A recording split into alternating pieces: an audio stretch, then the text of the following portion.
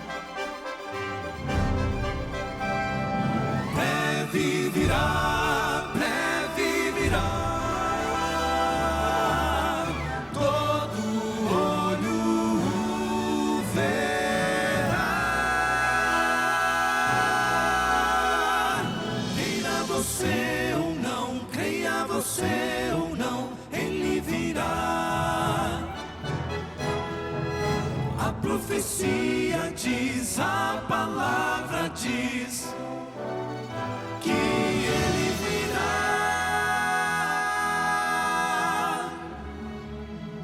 Esta é a voz da profecia, uma mensagem de fé e esperança que anuncia a volta do Senhor, porque ainda dentro de pouco tempo, aquele que vem virá e não tardará.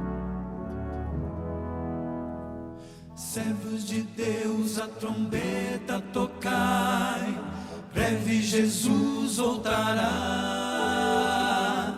A todo mundo a mensagem levai, breve Jesus voltará. Breve virá, breve virá, breve Jesus.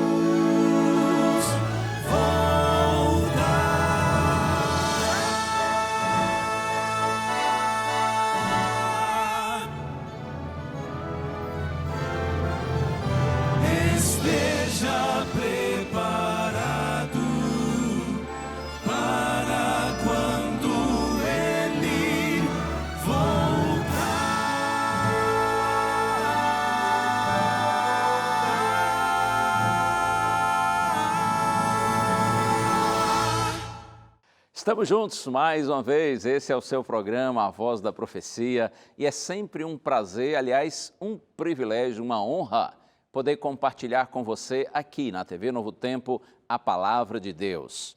Tomara que o bom Deus, por sua graça e bondade, siga abençoando sua vida, você, sua casa, toda a sua família, para que a despeito das dificuldades, você prossiga para frente, para cima, na direção de Deus, na certeza de, como diz o apóstolo Paulo, se Deus é por nós, quem será contra nós? Eu quero abraçar os amigos que nos acompanham do exterior, especialmente de Angola.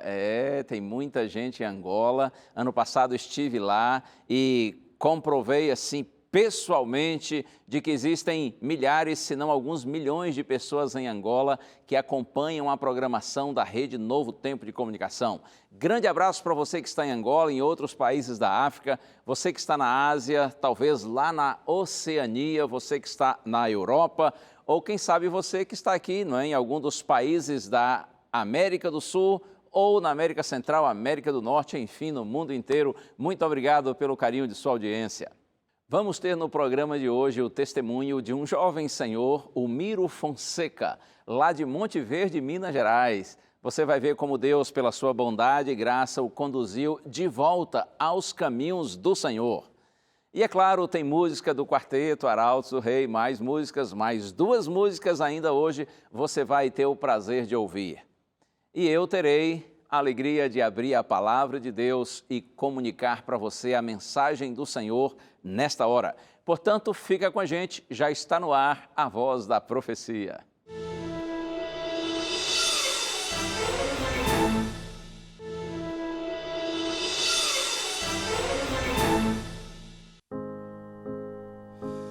Há poder em corações que se unem.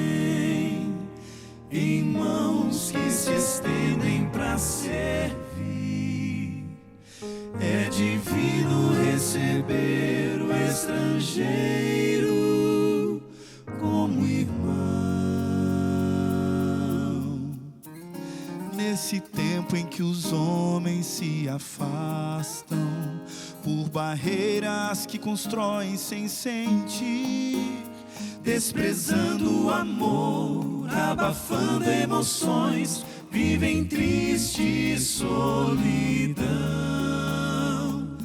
Dá-me tua mão, vem comigo, irmão. Em Cristo não pode haver divisão. Dá-me tua mão, vem comigo, irmão. Em Cristo somos um. Somos um, somos um. Em Cristo somos todos um. Somos um, somos um. Em Cristo somos um. É preciso vencer as barreiras, diferenças que existem entre nós. É preciso de toda maneira cantar uma só voz. Vamos, pois, semear a bondade, o sorriso que conquista afeições, revivendo o amor, libertando emoções pela força do Senhor. Dá-me tua mão, vem comigo, irmão. Em Cristo não pode haver divisão. Dá-me tua mão, vem comigo, irmão. Em Cristo somos um. Somos um, somos um. Em Cristo somos todos um. Somos um, somos um. Em Cristo somos um. Somos um, somos um. Em Cristo somos todos um. Não somos iguais, mas Cristo nos faz filhos de um mesmo Pai. Então em família somos um, somos um. Em Cristo somos todos um. Somos um, somos um. Em Cristo somos um. Somos um, somos um. Em Cristo somos todos um. Somos um, somos um. Em Cristo somos um. Em Cristo somos um.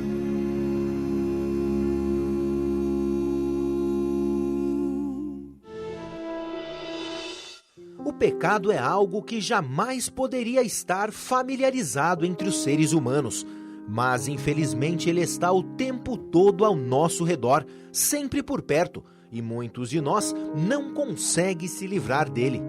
Mas é bom lembrar que a decisão de pecar ou de passar por longe dele cabe somente a nós. Miro Fonseca é empresário e adventista de berço. Guarda com carinho recordações de sua infância nos cultos. Me lembro de participar da escola sabatina, desde ali do hall, do berço, ali da infância. Não lembro muito, mas eu lembro que a cada passo em que eu crescia, eu passava pelas escolas sabatinas e ali aprendi muito da Bíblia. Quando eu tinha 10 anos de idade, eu realizei um dos meus sonhos em me tornar, na época, um desbravador. E fui desbravador até os 15 anos de idade. Nos meus 14 anos, eu fui comportar em Brasília com o objetivo de ir para o colégio interno, na época o IAP, lá no Paraná. E eu me lembro que faltou muito pouco para eu alcançar o meu objetivo e então ir estudar neste colégio, onde eu pretendia estudar lá e também me formar futuramente como pastor estudando teologia. Já imaginou que você tem a decisão sobre as escolhas em sua vida? Você já pensou que você tem o livre-arbítrio sobre suas ações e seus pensamentos? Em algum momento você já imaginou que cabe a você escolher se peca ou se foge do pecado? Pois bem, todas as vezes que deixamos Deus de lado e passamos a escolher por nós mesmos, podemos estar caindo em práticas destrutivas e sermos guiados para um espiral descendente sem fundo, onde as coisas ficam cada vez piores. Eu tive alguns problemas nesse percurso. Meus pais se separaram. Faltou, como disse, muito pouco para eu ir para o colégio. E houve uma decepção muito grande na minha vida, porque era um sonho poder estudar no internato do Colégio Adventista. O meu mundo foi desmoronando, né? Eu perdi a presença do meu pai na minha família. Eu estudei até a 8ª série no Colégio Adventista e tive que, no próximo ano, por não alcançar o objetivo de ir para o internato, então fui para a escola pública. E com a ausência do meu pai, tive que começar a trabalhar cedo. E para completar, o clube da qual fazia parte, ele fechou repentinamente por um problema que aconteceu lá na diretoria deste clube. Então, o meu mundo virou de cabeça para baixo em questão de menos de 6 meses. É complicado quando o mundo de repente desaba na sua frente e você se vê sem forças para reagir. O castelo que você se escondia da chuva agora se tornou ruínas. Talvez até evita falar em Deus, pois não consegue olhar para Jesus e se sentir bem. Mesmo que Ele não te condene por suas decisões, você sente um desconforto e, por isso, prefere se manter longe. Quando tinha 15 anos de idade, não indo mais à igreja, eu comecei a encontrar novas amizades. E a minha rotina mudou bastante. De ir à igreja e estudar a lição e ir para o Clube dos Bravadores, eu passei a trabalhar, estudar e conheci amigos fora da igreja. Final de semana já era uma coisa meio que certa, nós íamos a festa, barzinhos, baladas, e aí foi entrando de leve a bebida e chegou um momento até que eu acabei experimentando. Não usei, mas acabei experimentando uma vez droga e isso foi me levando cada vez mais para o fundo do poço na minha vida. Foi uma época em que, por mais que eu estava fora da igreja, sempre tinha uma voz que falava assim para mim: Miro, você sabe que você está no lugar errado. Todos nós erramos, nos equivocamos, tomamos decisões precipitadas e algumas delas têm consequências mais sérias. Pensar que você sente saudade do amor e do consolo que o Espírito Santo lhe dava quando ninguém sequer lhe estendia a mão. Mas de repente tudo muda, a mente clareia, o coração e os ouvidos se abrem e você quer curar as feridas que o mundo te fez e abraçar Cristo novamente. Foi assim que Miro entendeu que precisava voltar. Ao voltar para a igreja, com a influência desse meu amigo Evandro, eu descobri que Deus tinha um plano na minha vida ao trabalhar com o Clube dos Bravadores. E Ele usou detalhes para que eu pudesse, então, voltar a Ele, voltar a frequentar a igreja. E naquela época, então, eu me rebatizei no ano 2000 e de lá para cá nós temos trabalhado incansavelmente, principalmente nesse ministério que amo do Clube dos Bravadores.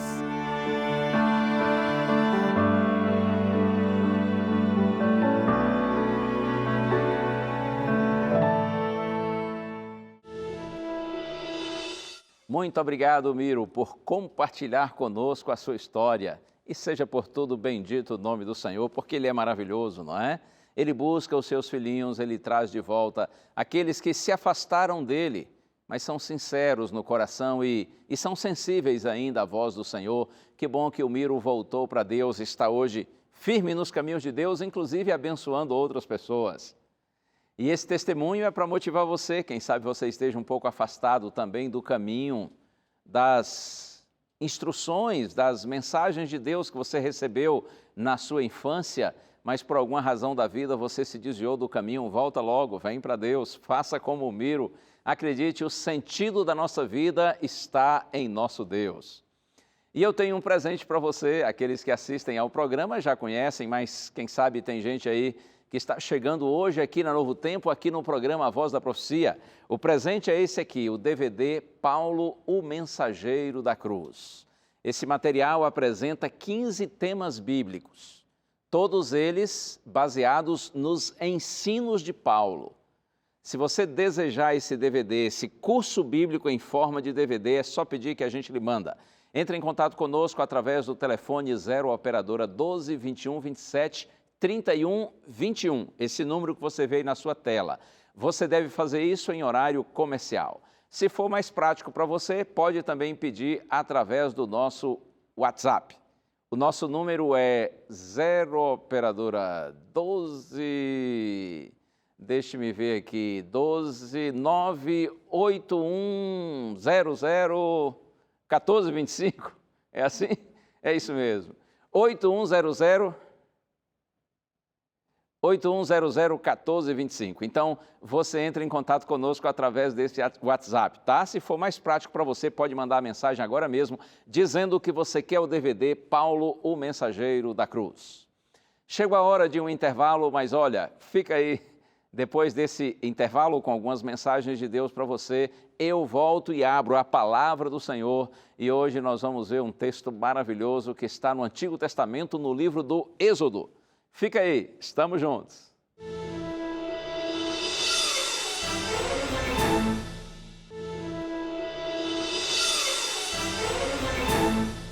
Prontinho, já estou de volta com você. Esse é o programa A Voz da Profecia e muito obrigado porque você escolhe agora estar aqui na Novo Tempo, o canal da esperança. E o meu desejo, é claro, é que nessa hora o Senhor, por sua graça, possa me usar, possa iluminar a minha mente e a sua também, para que juntos nós entendamos e recebamos bem a mensagem do Senhor. Para isso vamos fazer uma oração? Ore comigo, pense em Deus comigo. Pai querido, nosso coração se volta a Ti nessa hora, Senhor, com sinceridade. Nós Te clamamos, abençoa-nos, Senhor, para que compreendamos Tua santa palavra. Coloca, Senhor, no meu coração, nos meus lábios, a Tua vontade, Senhor, a Tua mensagem, e que todos que acompanham possam compreendê-la bem, e seja tudo isso para o nosso crescimento espiritual. Nós Te pedimos agradecidos, Pai, no nome santo de Jesus. Amém.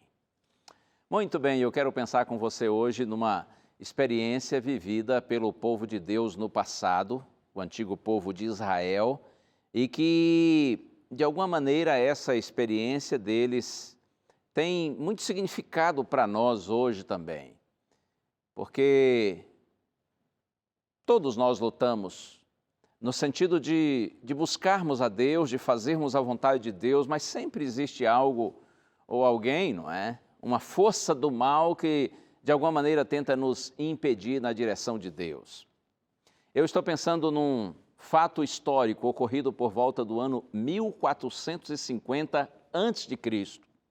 Veja, os descendentes de Abraão, chamado povo de Israel, eles viveram no Egito por 430 anos, segundo a Bíblia. E em boa parte desse período, eles viveram como escravos dos egípcios. Eles foram oprimidos, foram humilhados pelos egípcios. E de acordo com a Bíblia, depois desses 430 anos, durante os quais os israelitas viveram no Egito, Deus os libertou daquela escravidão. Como eu disse, esse fato ocorreu por volta do ano 1450 a.C. E veja, de acordo com a Bíblia, saíram do Egito 600 mil homens nessa época, sem contar mulheres e crianças. Então, estima-se uma multidão de pelo menos 2 milhões de pessoas.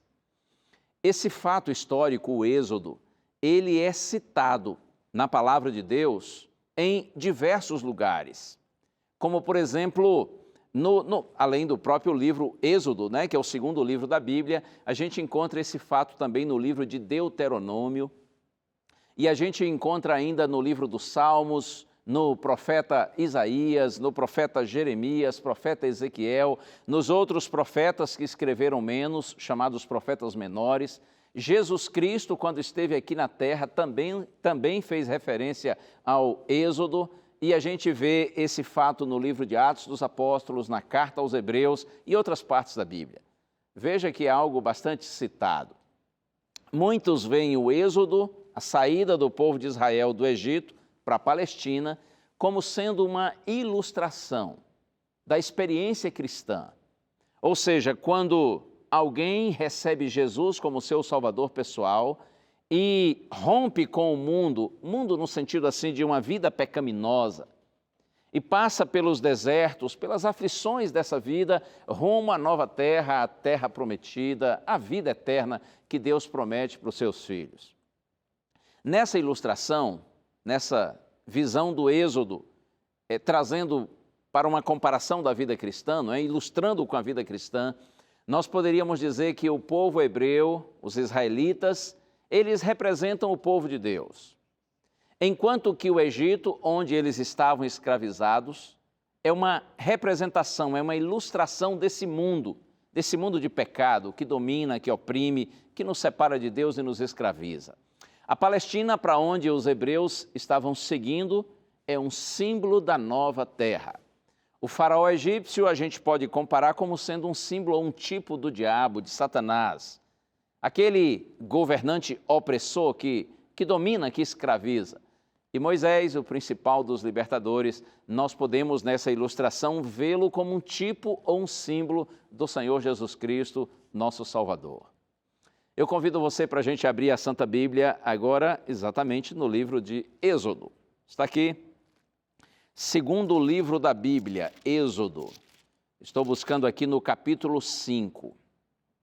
Vou ler com você os versos 1 e 2. Êxodo 5, versos 1 e 2 está escrito assim: Depois foram Moisés e Arão e disseram a Faraó: Assim diz o Senhor, Deus de Israel: Deixa ir o meu povo, para que me celebre uma festa no deserto. Respondeu Faraó: Quem é o Senhor, para que lhe ouça eu a voz e deixe ir a Israel? Não conheço o Senhor, nem tampouco deixarei ir a Israel. Interessante quando a gente verifica aqui Êxodo, nos capítulos 5 a 10, a gente percebe que por 7 vezes, Deus, usando Moisés e Arão, diz ao faraó egípcio, ao governante egípcio, exatamente a mesma frase. E a frase é esta: deixa ir o meu povo. 7 vezes, Deus insistindo com o faraó para que liberte o seu povo. E a resposta do faraó, conforme nós vimos: quem é o Senhor? Para que eu lhe ouça a voz e deixe ir a Israel. Não conheço o Senhor e nem deixarei ir a Israel. Quando a gente pensa no sentido espiritual, acredite, o inimigo de Deus sabe muito bem quem é o Senhor. Oh, sim, o diabo conhece o Senhor. Porém, ele não se rende ao Senhor. Ele não se submete à autoridade do Senhor, ele não reconhece a autoridade do Senhor, a despeito de conhecê-lo e saber que Deus é Deus e de que Deus existe.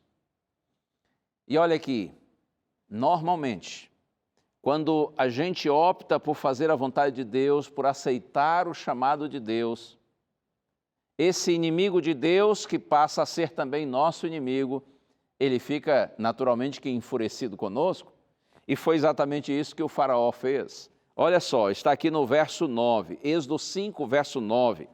Em vez do faraó egípcio libertar o povo de Israel, então esse povo foi oprimido ainda mais. Vou ler o verso 9, diz assim: agrave-se o serviço sobre esses homens, para que neles se apliquem e não deem ouvidos a palavras mentirosas. Você compreende? Em vez do faraó egípcio atender à orientação do Senhor, ao pedido de Deus, ele fez exatamente o contrário. Oprimiu ainda mais os filhinhos de Deus. E aqui, é claro, a aplicação espiritual é inevitável. Não se iluda pensando que por você atender o chamado de Deus para a sua vida vai virar um mar de rosas. Inclusive, infelizmente, tem muita gente pregando o evangelho por aí de uma maneira equivocada. Não sei se por ignorância ou por má fé, Mas a verdade é que tem muita gente por aí pregando o evangelho açucarado. Parece que quando você recebe Cristo como seu Salvador e decide atender o chamado de Deus, sua vida vira um mar de rosas e você só prospera em todas as coisas e você para de sofrer e todo tipo de sofrimento não mais lhe atinge, porque agora você está andando na direção de Deus. Não se iluda com isso. Não é isso que a palavra de Deus diz. Eu insisto com você, quando você decide seguir a Deus, não se iluda. Dificuldades poderão vir, porque o inimigo ele fica irado. E ele faz de tudo para impedir o seu acesso a Deus, impedir no sentido de que você cresça espiritualmente. Então, não se iluda. Mas olha aqui uma coisa. Eu gosto do texto de Paulo, que está lá em Romanos, capítulo 8, verso 18. Paulo diz assim: eu tenho para mim como certo, de que os sofrimentos do tempo presente, eles não podem se comparar com a glória que há de ser revelada em nós. Oh, Deus seja louvado! Sofrimentos existem. Os filhos de Deus estão sujeitos a perseguições, a algum tipo de humilhação, estão sujeitos a alguma perda por conta do Evangelho, ou sim, mas creia, os sofrimentos do presente, eles não podem se comparar com a glória que há de ser revelada em nós. Em Apocalipse 2:10, há uma promessa do Senhor Jesus, ele diz assim: sê fiel até a morte e dar-te-ei a coroa da vida. Ainda que passemos por muitas lutas e dificuldades, porque optamos por atender ao chamado de Deus, não vamos desistir do Senhor até a vitória completa.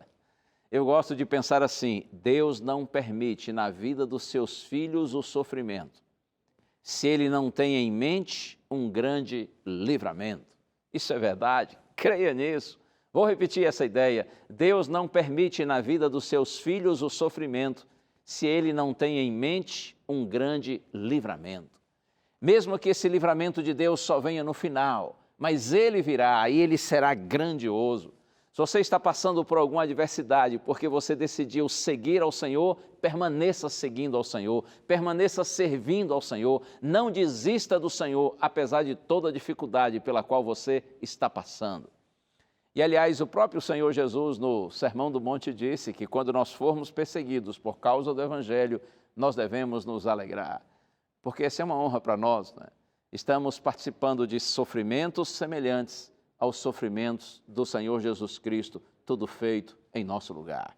Mas olha, eu quero ir agora aqui ao capítulo 6, no verso 1. Êxodo capítulo 6, verso 1. Está escrito assim: disse o Senhor a Moisés: agora verás o que hei de fazer a Faraó, pois por mão poderosa os deixará ir, e por mão poderosa os lançará fora da sua terra. É como se Deus estivesse dizendo assim para Moisés: ok, Moisés, Faraó disse que não me conhece, não é? Ele disse que não vai deixar ir o meu povo, então tá bem, eu vou me apresentar a Faraó. Ele agora vai me conhecer, ele vai saber quem eu sou, ele vai saber que eu sou o Senhor de toda a terra e de todo o universo. E de acordo com a Bíblia, juízos de Deus começam a cair sobre os egípcios a partir desses momentos. Talvez você até saiba, foram 10 juízos, ou 10 pragas que caíram sobre os egípcios. Porque o faraó egípcio endurecia o coração, resistia, e aí, cada vez que ele resistia, vinha uma nova praga, vinha um novo juízo de Deus sobre eles. Interessante que, analisando esses juízos que caíram sobre os egípcios, eu quero tirar com você aqui algumas lições espirituais para nós. Observe que, por algumas vezes, pelo menos 5 vezes, o faraó egípcio tentou usar algum tipo de estratégia para livrar-se das pragas, dos juízos, mas ao mesmo tempo manter o povo de Deus preso, escravizado.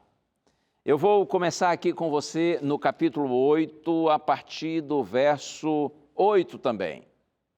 Isso aqui já é durante a segunda praga, que foi a praga das rãs. Está escrito assim: chamou o faraó a Moisés e Arão e lhes disse: rogai ao Senhor que tire as rãs de mim e do meu povo. Então deixarei ir o povo para que ofereça sacrifícios ao Senhor. Durante a segunda praga, como disse, Faraó chama Moisés e diz assim: ok, tire as pragas, liberte o meu povo dessas rãs malditas e eu vou deixar o povo ir. Então Moisés diz assim, ok, eu posso pedir a Deus que tire a praga, mas quando é que você vai deixar o meu povo ir? E se você ler aqui na sequência, o faraó diz assim, amanhã eu liberto o povo. Ora, por que amanhã? Se eles estavam sofrendo agora, se faraó queria se livrar daquela praga naquele momento, por que só amanhã que ele libertaria o povo? Por que não agora? Claro, isso era uma estratégia do faraó egípcio. Ele queria encontrar uma maneira de livrar-se das pragas, porém, ainda assim, permanecer tendo o povo de Israel como escravo. Por isso que ele disse amanhã.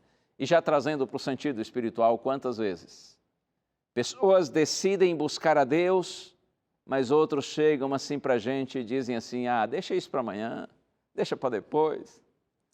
Você ainda está muito jovem para essa coisa de igreja, de Bíblia, de religião. Ei, deixa aí para depois aí, vai curtir a vida, vai viver a vida. Você tem tantas coisas para fazer, por que se preocupar com esse assunto de Bíblia, de igreja, de religião, de Deus? Ei, isso aí é para pessoas que já estão assim mais vividas. Quem sabe um dia lá na frente, quando você estiver com seus cabelos grisalhos, você se preocupa com isso, deixa para amanhã. Pois eu quero dizer para você que a palavra de Deus diz assim, hoje, se ouvirdes a sua voz, não endureçais o vosso coração. Isso é carta aos Hebreus, capítulo 3, verso 15. O dia de você se entregar a Deus é hoje. O momento de você se entregar ao Senhor é agora. Não deixe para amanhã. Até porque o amanhã, como dizem, o amanhã não nos pertence. Quem garante que amanhã eu estarei vivo? Quem garante que amanhã você estará vivo? Claro que eu não estou querendo lhe assustar com isso, mas a verdade é que para morrer basta estar vivo, não é?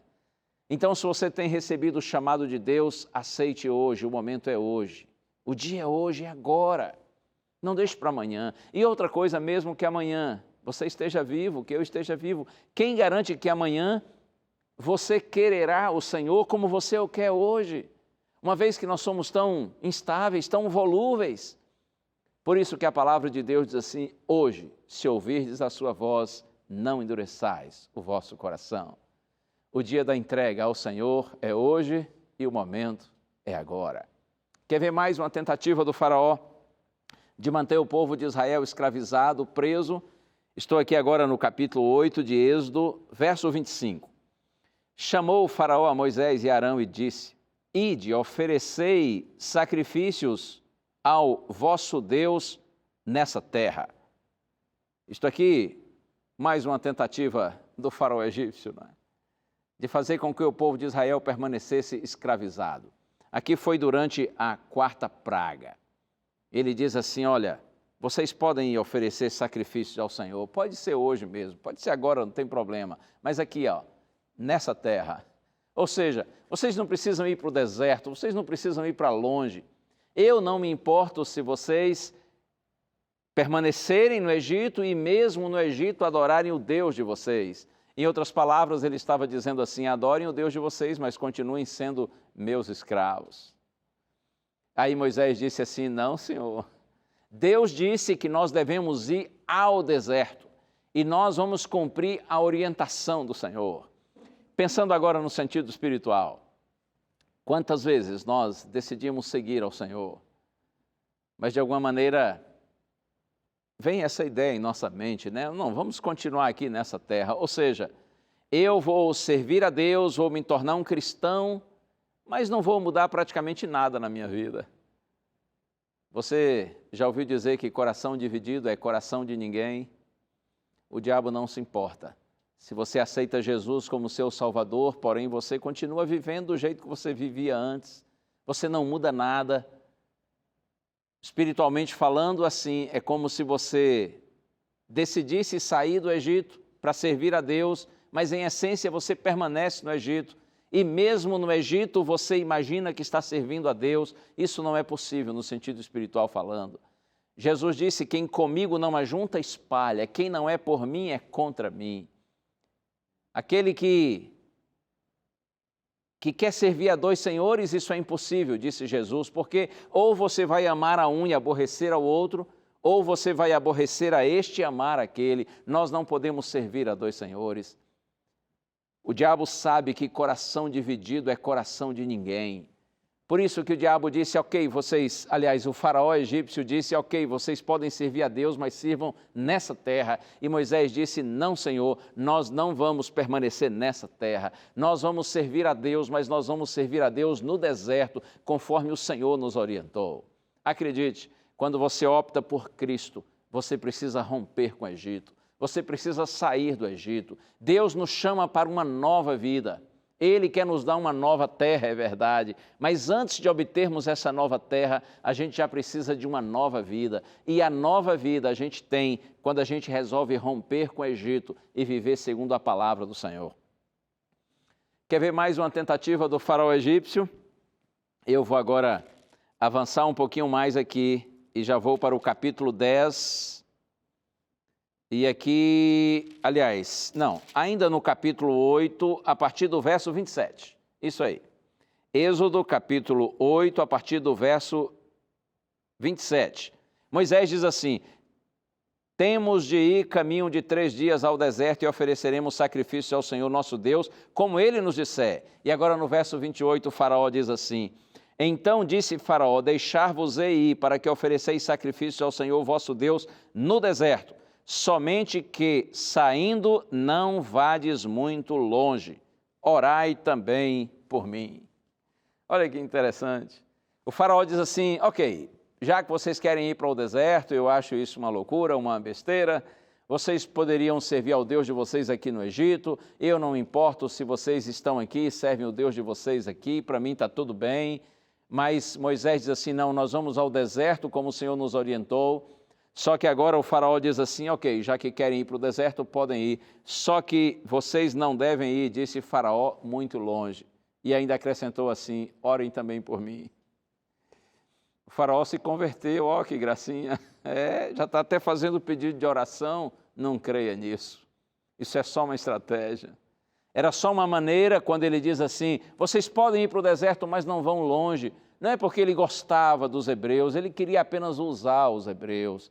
A questão é que ele sabia que se eles não fossem para longe, seria muito mais fácil depois ir lá com seu poderoso exército e capturá-los e trazê-los de volta. Ou mesmo que não estando longe, uma vez que passando por dificuldades no deserto, eles seriam tentados a voltar para o Egito e continuariam escravos. Por isso que o faraó egípcio disse assim, vocês não devem ir muito longe.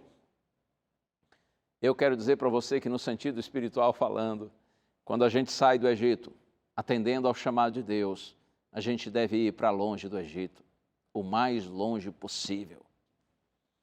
Esses cristãos que aceitam Cristo, que são batizados, começam a ir à igreja, mas eles vivem no limite entre o que é santo e o que é profano, entre o que é carnal e o que é espiritual.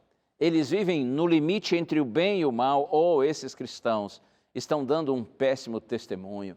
Inclusive, quando a gente sai do Egito, mas permanece próximos do Egito, isto revela a indignidade da liberdade que agora nós temos. Você compreende? Isso mostra que você está com saudade do Egito e por isso você é indigno da liberdade que Deus lhe deu. Acredite, o plano de Deus, quando a gente sai do Egito espiritual, é que a gente vá o mais longe possível dele. É assim. Talvez você tenha recebido Cristo como seu Salvador recentemente, tenha se batizado, esteja na igreja, e alguém esteja por aí, talvez da família ou algum amigo, dizendo assim, olha, pega leve, não fica com esse negócio de ir à igreja, todo dia que tem culto lá na igreja, para com isso. Essa coisa de estar lendo a Bíblia todos os dias e fazendo orações, falando de Deus para todo mundo, ei, pega leve, não exagera, você vai virar fanático. Claro que fanatismo não é algo bom, mas creia nisso. O desejo de Deus é que a gente saia do Egito e a gente vá para longe do Egito. O desejo de Deus é que nós assumamos sua palavra, assumamos o Evangelho, assumamos o reino de Deus como a razão maior da nossa existência. O reino de Deus deve ser a prioridade de nossa vida. Então, não tenha nenhum receio de assumir Deus na sua vida e não se envergonhar dele. Saia do Egito e vá para longe do Egito. Isso aqui era só uma estratégia do faraó egípcio para facilmente capturar de volta o povo de Israel. E olha, de acordo com a Bíblia, ele não desistiu. E agora vamos ao capítulo 10.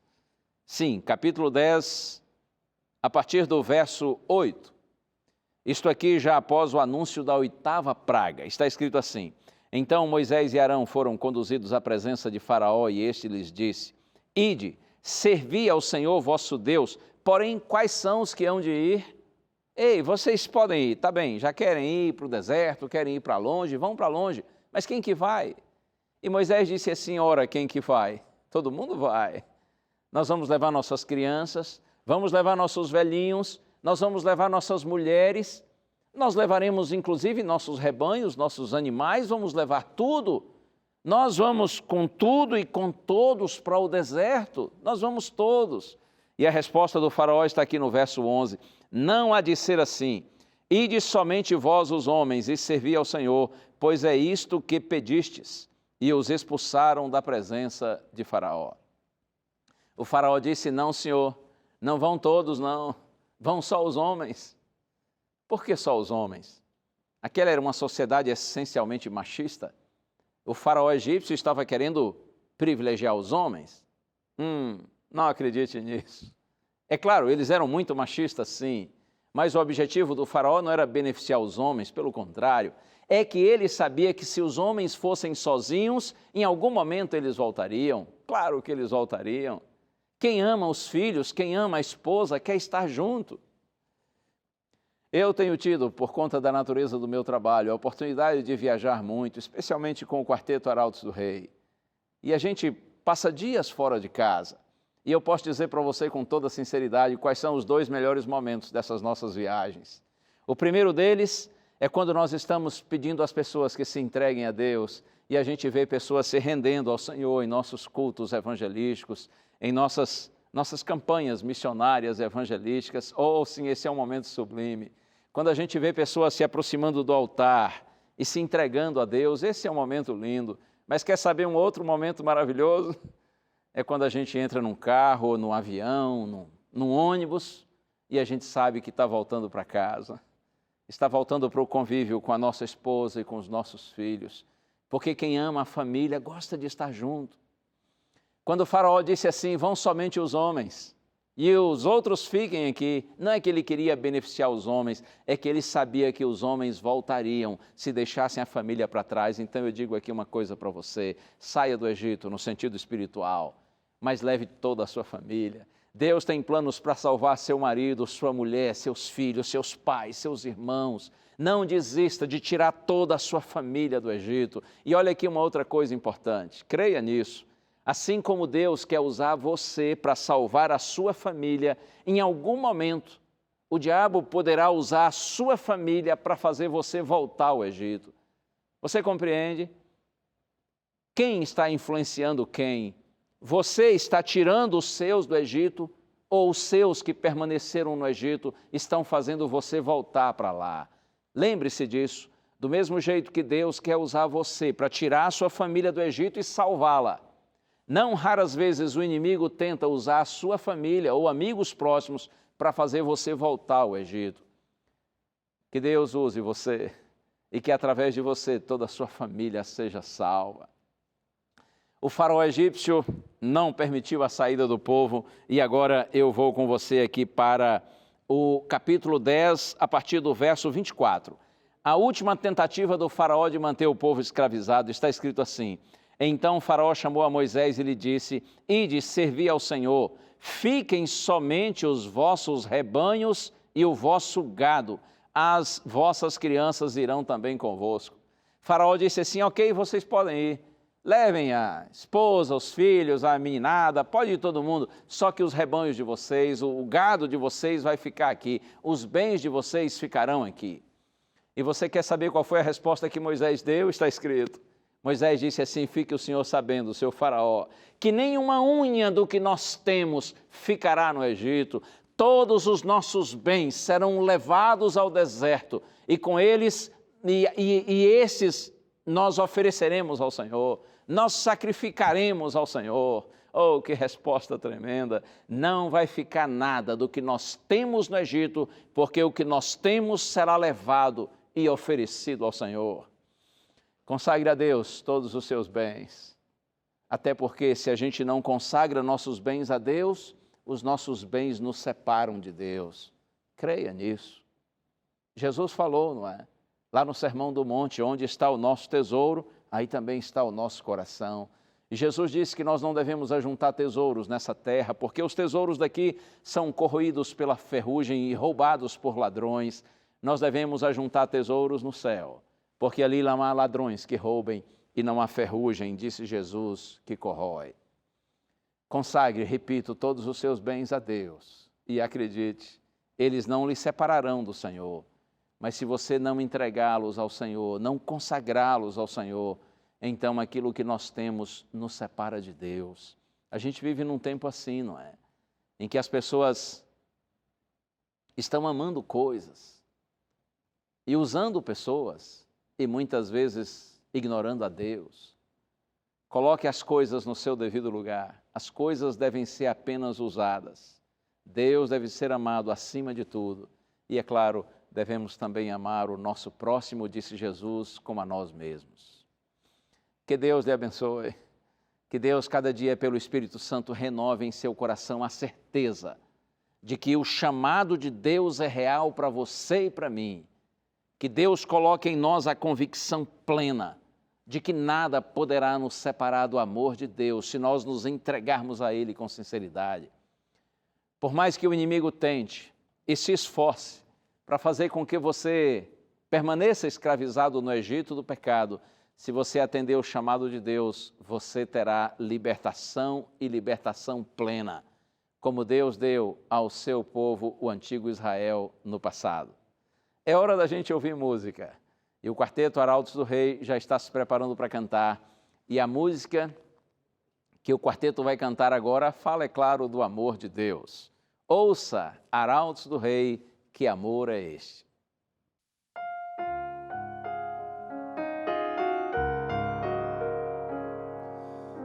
Que amor é esse que do nada me criou, soprou em mim o Espírito e assim me fez viver. Que amor é esse que ao meu lado sempre andou, por onde quer que eu fosse, ajudando-me a vencer. Que amor é esse que um dia me salvou do meio dos meus erros e estendeu-me a sua mão. Que amor é esse que esqueceu o mal que eu fiz em toda a minha vida e me deu o seu perdão. Seu perdão, oh sim, eu sei. Que amor é esse, vou dizer. A quem quiser ouvir, levanto minha voz ao céu. O amor maior que nunca hei de compreender. O amor que tudo pode é o amor de Deus. Que amor é esse que transforma o coração, que dá sentido à vida, que redime o pecador. Que amor é esse que concede salvação, justificando o homem sem contar o que passou. Que amor é esse que nos prometeu voltar para dar a vida eterna a quem nele apenas crê. Que amor é esse que a própria vida deu, deixando a sua glória, vindo ao mundo para morrer, Oh, sim, eu sei. Que amor é esse, vou dizer. A quem quiser ouvir, levanto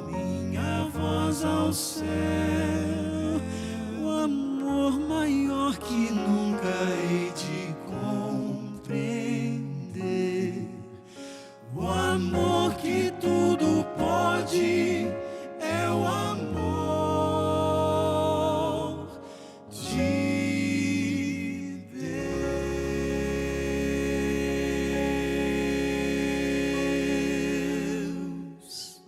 Muito obrigado, amigos, por essa música tão linda, tão inspiradora. Que amor é este? Amor grandioso, amor inexplicável, amor incomensurável. O amor do nosso Deus por você e por mim, exatamente para nos tirar do pecado, nos tirar desse mundo de escravidão e nos dar uma nova vida, uma vida com esperança. Mas antes de concluir o programa de hoje com a oração, eu quero ler um texto com você, que está aqui na primeira carta, escrita por Pedro, capítulo 5, a partir do verso 8. Está escrito assim: sede sóbrios e vigilantes. O diabo, vosso adversário, anda em derredor como leão que ruge, procurando alguém para devorar. Resisti-lhe firmes na fé, certos de que sofrimentos iguais aos vossos estão se cumprindo na vossa irmandade espalhada pelo mundo.